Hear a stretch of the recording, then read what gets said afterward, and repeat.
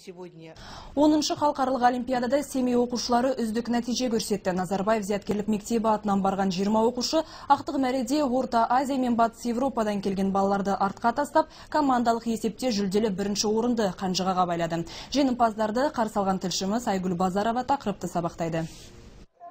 Қазақтың рухани ордасы Семей жерінен Түркияның Анталия қаласына аттанған зияткерлер халықаралық олимпиадалар мен байқауларға тұрақты түрде қатысып отырады.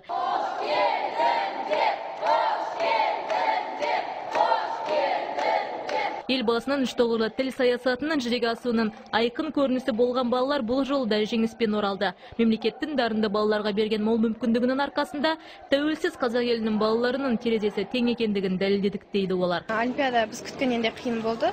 Алайда біздің мектеп жүлделі бірінші орын алғандықтан біздің мектептің біліміне сай келеді деп ойлаймын. Басқа мектептерде қатысты, бірақ басқа мектептерден біздің білім жоғары екені әрине ол айтусыз-ақ дәлелмен белгілі.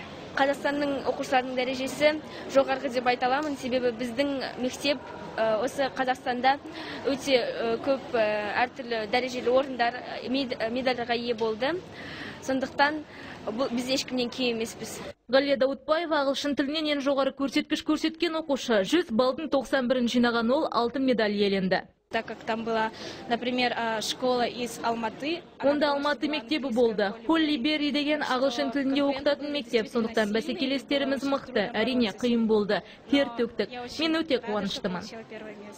Олимпиада балалар үшін тек білім додасы болған жоқ, сондай-ақ жаңа достар тапты, өзгелдің білімін зерделеді. Айгүл Базарова, Дамир Айтқожанов, Ақпар.